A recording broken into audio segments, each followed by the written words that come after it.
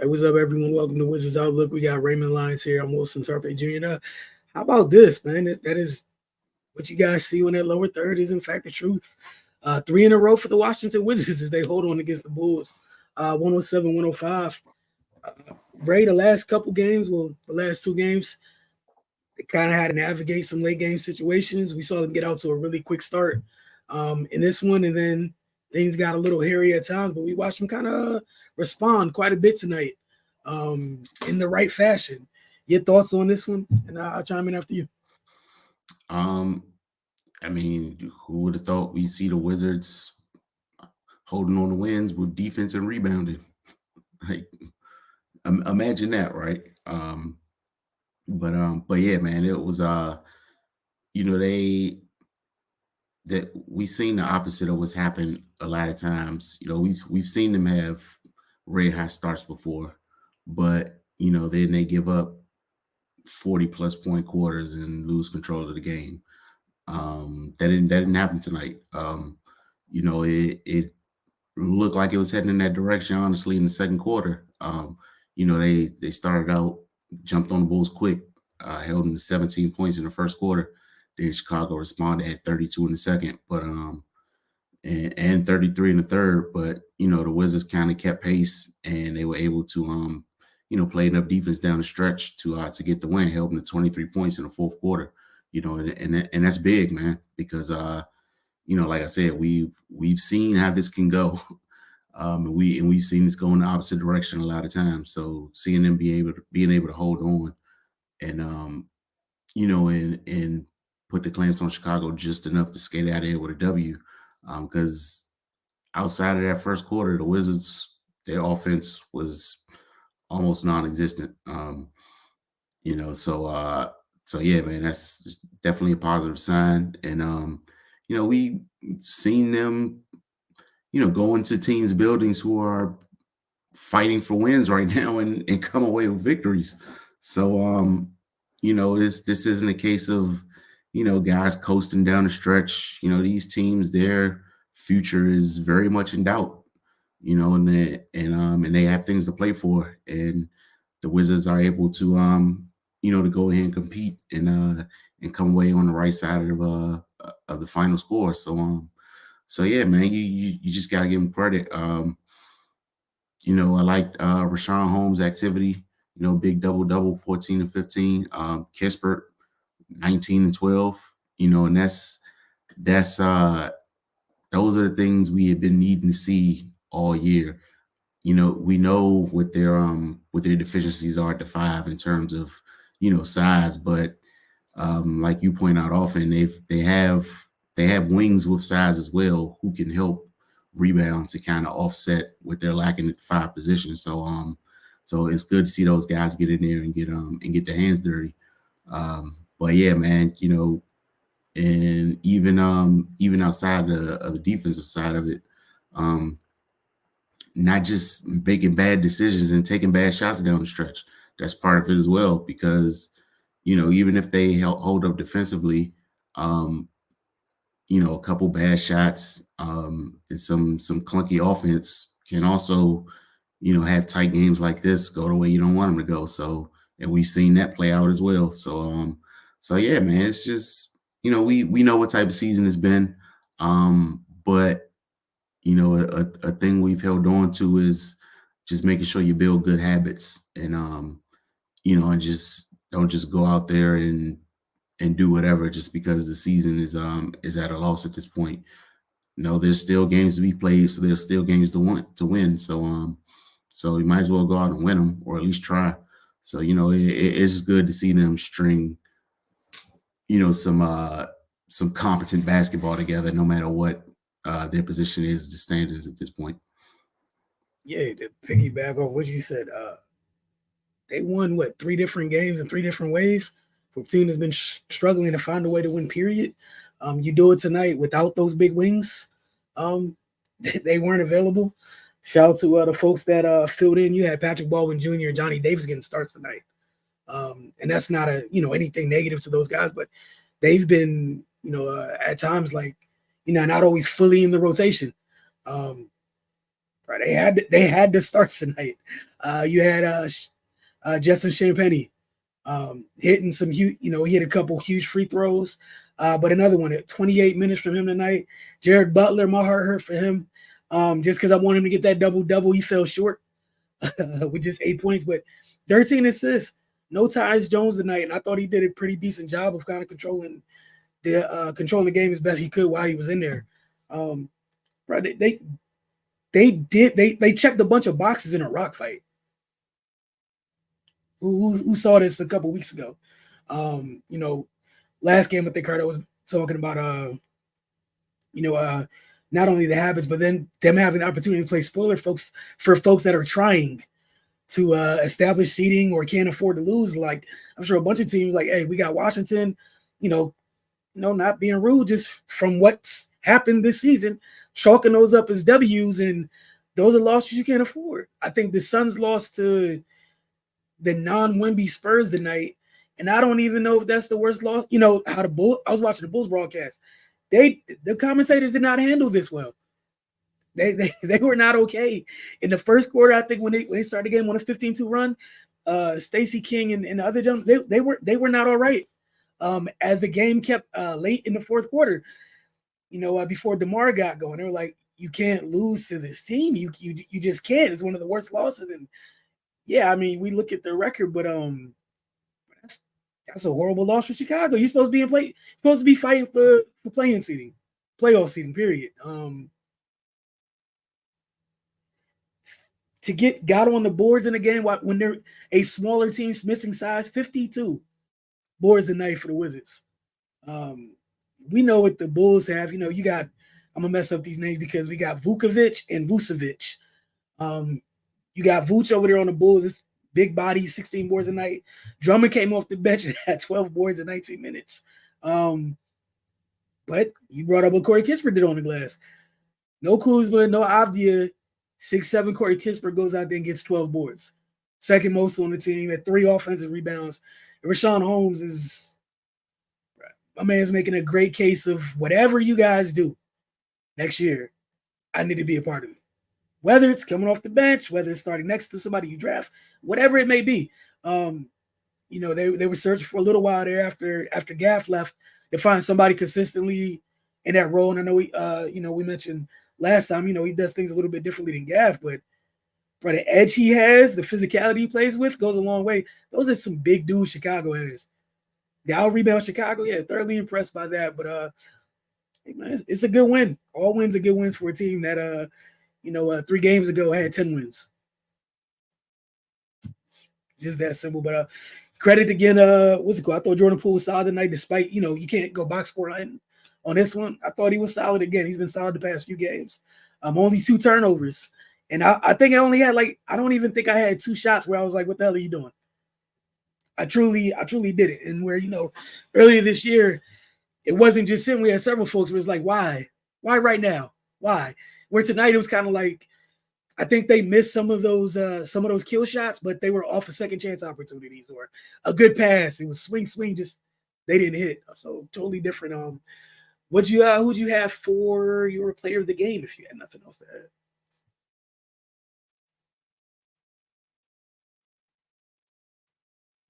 You're muted. I went Kispert, man. Okay. Yeah, he canceled out DeRozan. And that's big. Cardell says a lot of times in these type of games, and the Wizards usually lose, who had the best players on the floor. I don't think anybody would disagree that DeRozan was the best player on he's the best player tonight, but he's the best player on both teams. But tonight, I will have to give that edge to Kispert, based on what he did and how he performed, and and that's what you need. You got to find a way to cancel out the other team's guys, especially when you're less talented. From 1 to 15, and usually that's a group effort. But tonight, he was able to, do that mano a mano, and then other guys just plugged in the rest. Yeah, I think I probably pulled a U tonight. I went Co. I went Kispert and Holmes. Just Vucevic, man. Yeah, Vuce one-on-one down there. Had to deal with Drummond at times too. But I mean, Vuce, did Vuce have one more rebound?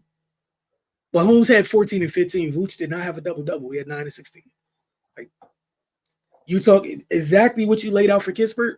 Where you had Kispert and Holmes take care of two huge pieces on Chicago on a night when they were shorthanded. Missing, obviously, like you said, the less talented 1 through 15, but they were missing two of their more talented guys on a less talented team. Big night for both of those guys. Who'd you have for X Factor? Yeah, I went Holmes for X Factor. That was probably obvious, but yeah, just basically echoing what you said, man. What he had to deal with. Typically, we see this go terribly wrong for the Wizards. Usually if a guy with Vuce's size and skill comes in, it's an extremely long night. But Holmes stepped up to the challenge, and he nullified him as well. So yeah, he's got to get that love from me tonight. All right, yeah. The reason I went Co, I took, hey, I can be judged for this, and I'm okay with this. I want to make sure Jared Butler got some love as X Factor tonight. 8 points and 13 assists, man. That's a big game. Also, 2 steals and 2 blocks. We know what he's expected to bring defensively, but he controlled the tempo for much of this game for Washington, kind of settled them down, and at times allowed Jordan Poole to be off ball at times, just being a calming force. So I just wanted to make sure that he got on here somewhere. So that's why I went Co. But for Washington, look, man, first 3-game win streak of the season. Got to give them credit, man. We've been at their neck when it's been less than. It's only fair. I think we only got a couple comments tonight.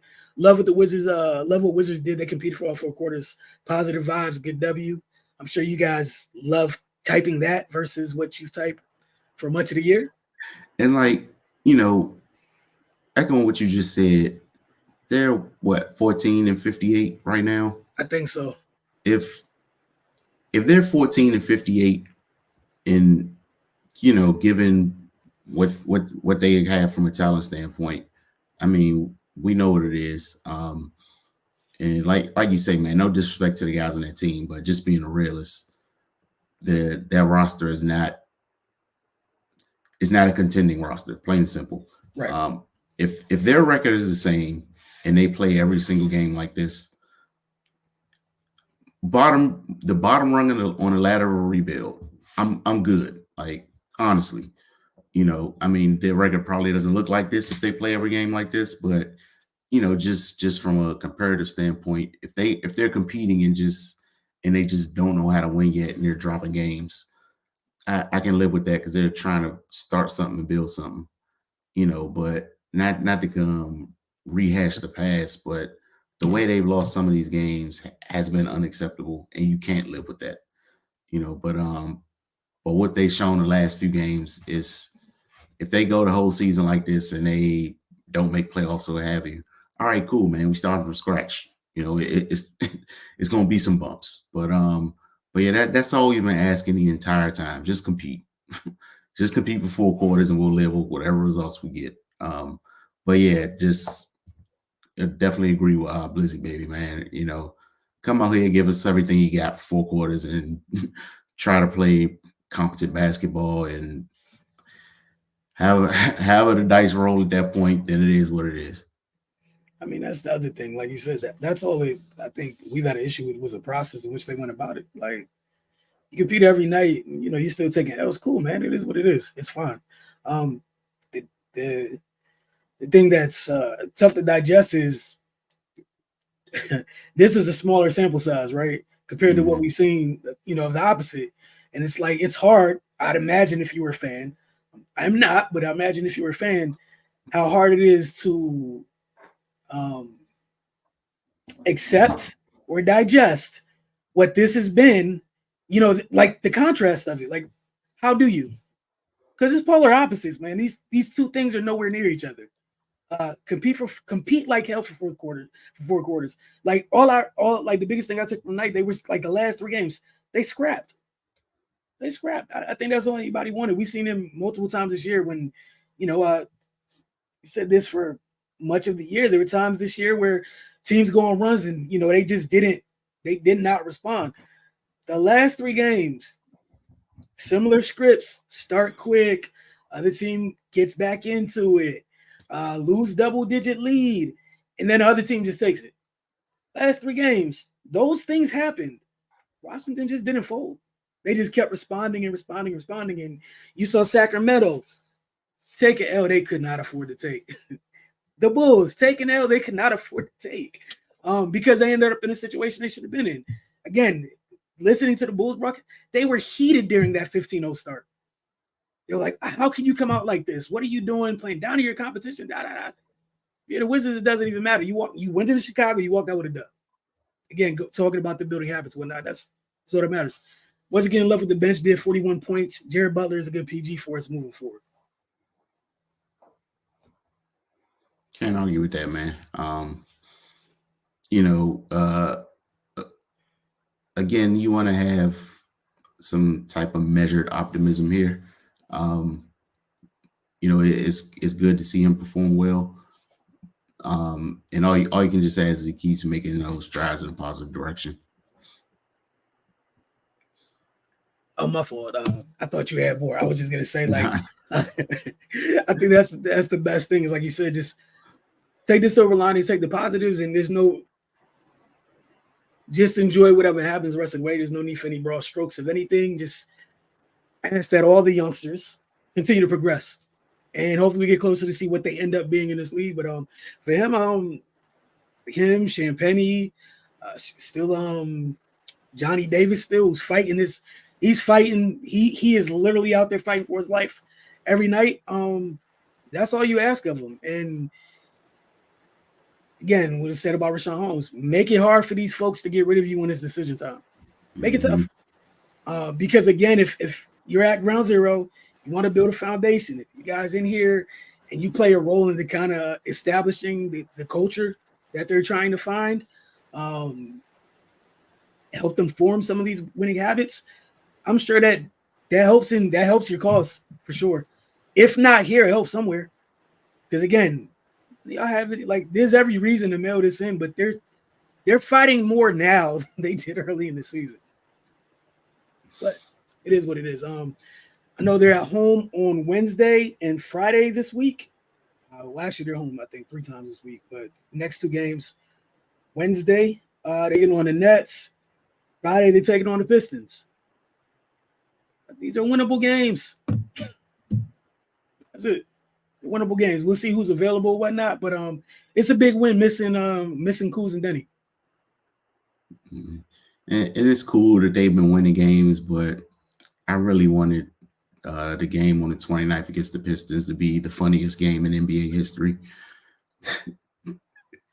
They did not want that, Ray. I told you they did not want to be part of the conversation. And kudos to them, because everything go left if that result's not a desired result. So all of this good faith can be gotten so quick because fandom. But yeah, we'll see how things go this week. We'll talk to you guys again on Wednesday night after their game against the Nets. Y'all have a great one. For Ray and myself, we'll see y'all then.